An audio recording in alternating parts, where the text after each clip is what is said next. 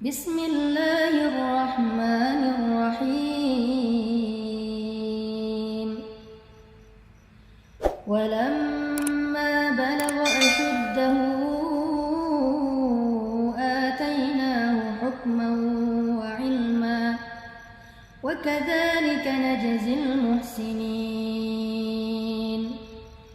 Wa rawadathu allati huwa fi baytiha an nafsihi وغلقت الأبواب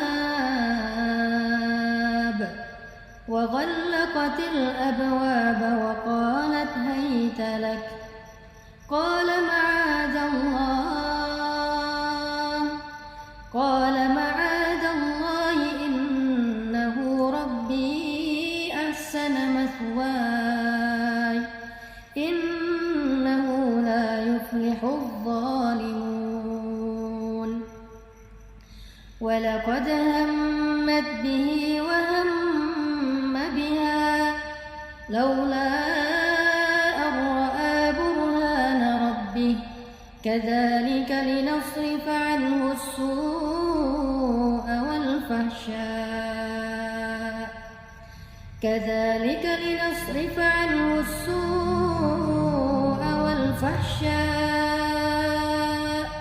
إنه من عبادنا المخلصين.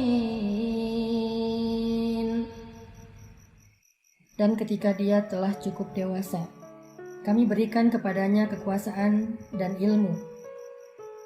Demikianlah kami memberi balasan kepada orang-orang yang berbuat baik. Dan perempuan yang Yusuf tinggal di rumahnya menggoda dirinya. Dan dia menutup pintu-pintu lalu berkata, "Kemarilah mendekat kepadaku, wahai Yusuf." Yusuf berkata, "Aku berlindung kepada Allah.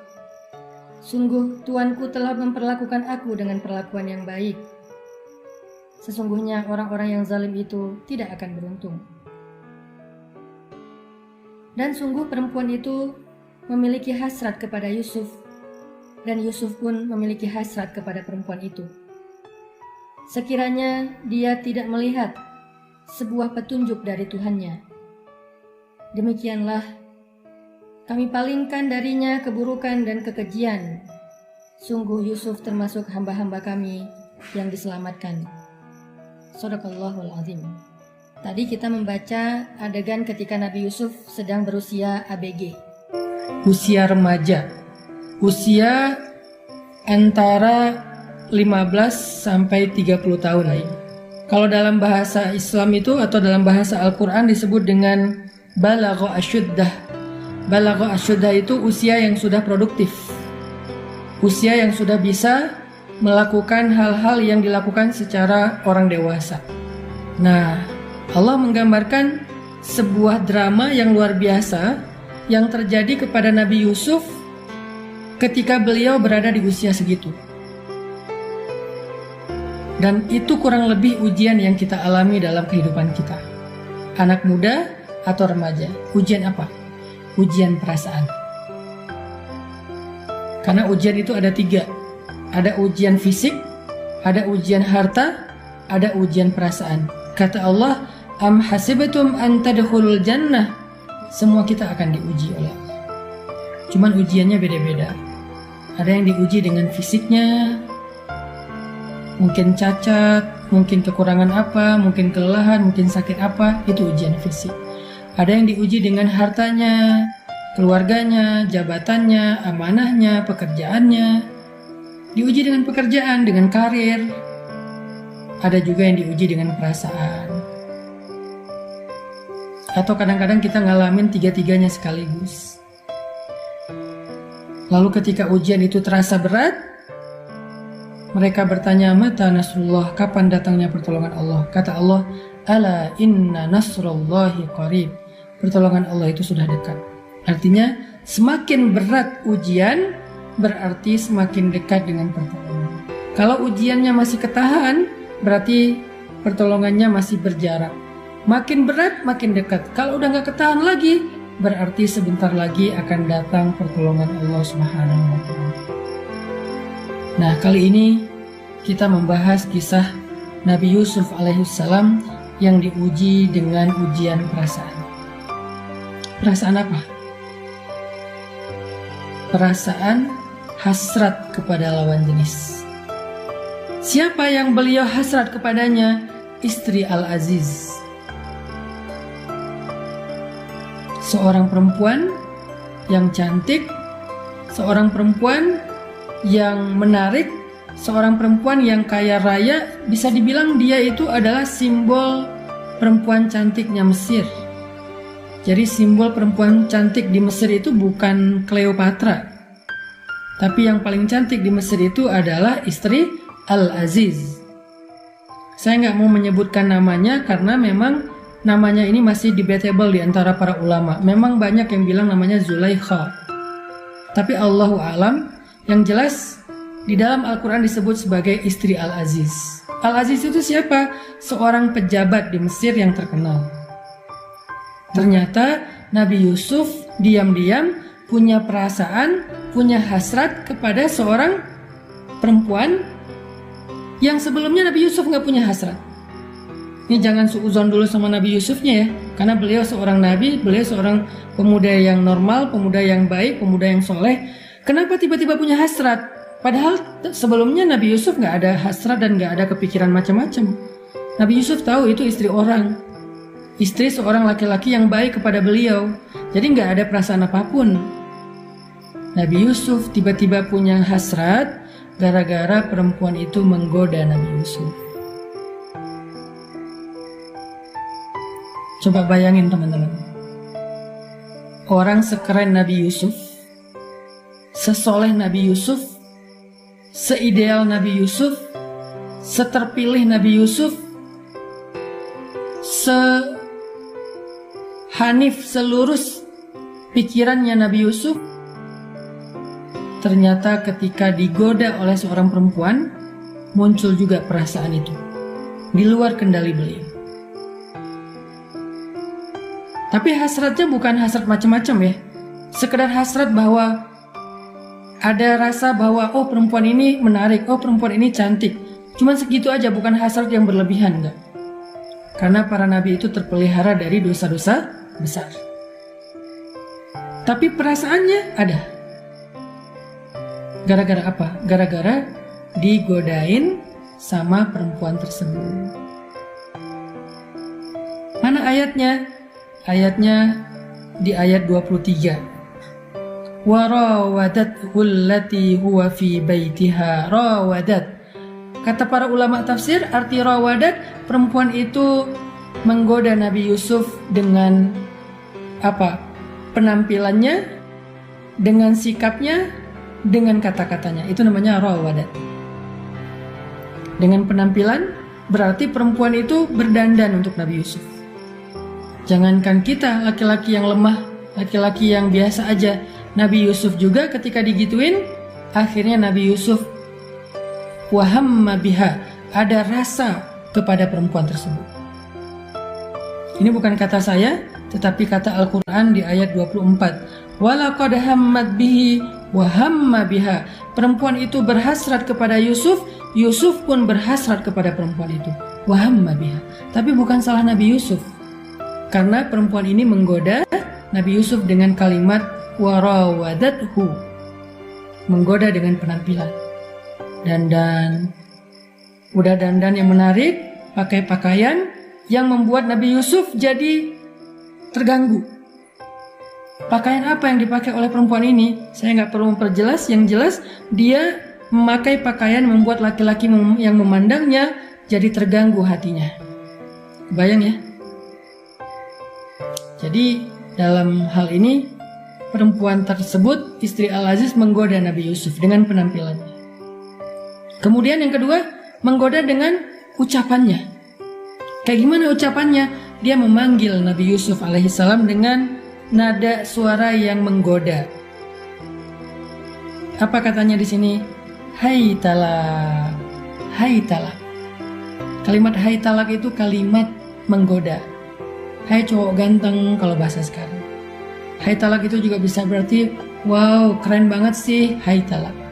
Hai talak itu juga bisa berarti kamu cakep deh, atau apapun lah bentuk-bentuk memuji, memancing dengan kata-kata yang membuat laki-laki itu jadi kayak ngerasa dipuji, ngerasa besar kepala, ngerasa kayak nyaman gitu dengan kata-katanya dan nada suaranya. Sehingga Allah berfirman, wala takhda'na bil qaul, janganlah kalian melembut-lembutkan suara ketika berbicara wahai perempuan. Kenapa? Karena bisa mengganggu laki-laki yang mendengarnya. Kalau dasarnya udah lembut ya udah nggak apa-apa, yang penting jangan dibuat-buat. Dia menggoda Nabi Yusuf dengan sikapnya. Apa sikapnya di sini? Wa ghallaqatil abwab. Dia menutup pintu kamarnya. Dia manggil Yusuf ke kamarnya, lalu dia tutup pintu, lalu dia kunci dari dalam, kuncinya dia pegang. Ini namanya sikap. Perilaku. Bisa jadi kita menggoda tanpa kita sadari dengan perilaku kita. Apa perilakunya?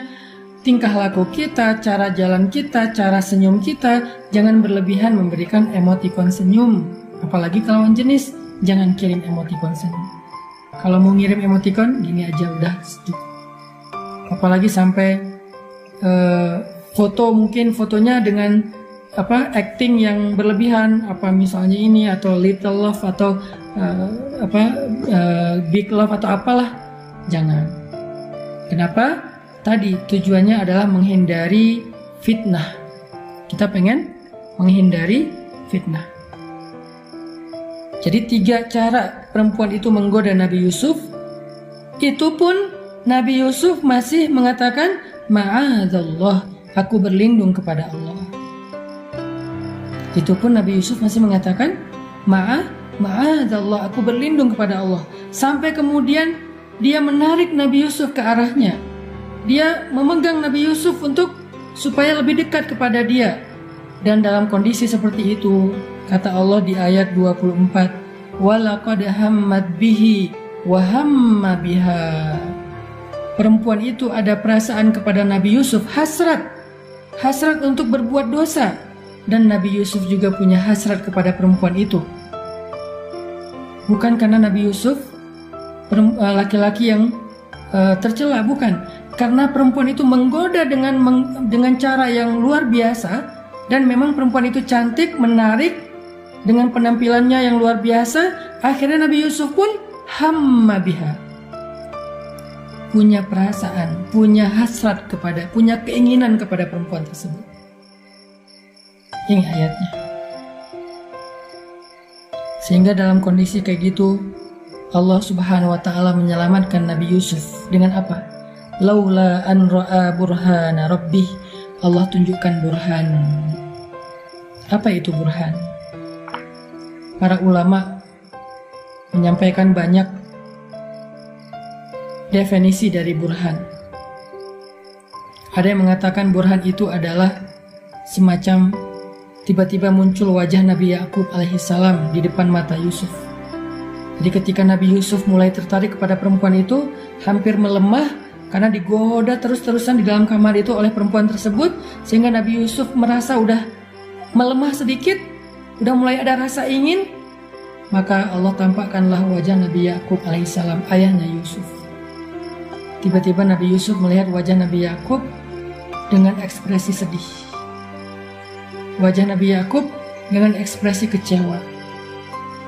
Wajah Nabi Yakub dengan ekspresi datar, marah, dalam diam. Sehingga Nabi Yusuf merasa bersalah. Nabi Yusuf sadar kalau beliau melakukan sesuatu yang membuat ayah beliau sedih dan kecewa. Itu definisi pertama dari burhan. Burhan di sini adalah al-wa'id fil ayat. Tiba-tiba Nabi Yusuf membayangkan tentang neraka. Tiba-tiba Nabi Yusuf membayangkan tentang kemarahan Allah. Tiba-tiba Nabi Yusuf membayangkan tentang ayat-ayat atau larangan-larangan Allah Subhanahu wa ta'ala. Tiba-tiba Nabi Yusuf membayangkan tentang iqab, hukuman dari Allah Subhanahu wa ta'ala. Lalu beliau sadar, itu juga burhan. Dan para ulama mengatakan semua definisi itu tidak ada pendapat yang paling kuat, sehingga kita tidak mengambil salah satunya, anggap aja semuanya adalah benar. Bisa jadi yang dilihat Nabi Yusuf wajah ayahnya yang sedih dan kecewa. Bisa jadi yang dilihat Nabi Yusuf itu seorang malaikat. Bisa jadi yang dilihat Nabi Yusuf itu adalah sebuah gambaran dari hukuman dan azab Allah apabila beliau melakukan perbuatan dosa.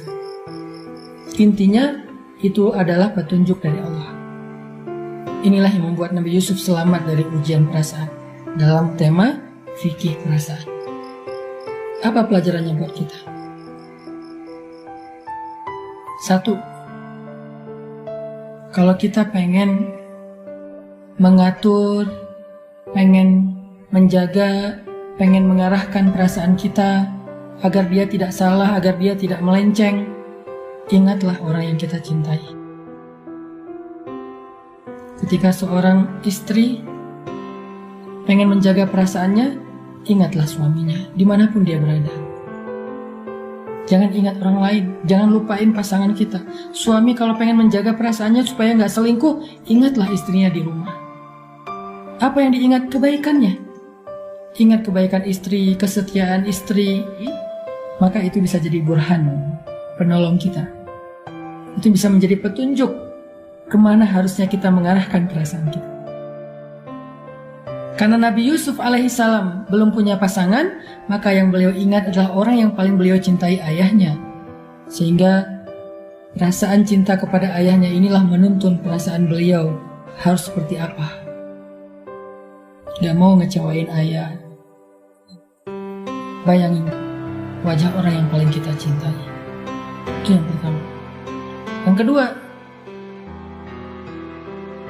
cobalah merasakan muraqabah, bahwa kita itu dilihat oleh Allah dan para malaikat.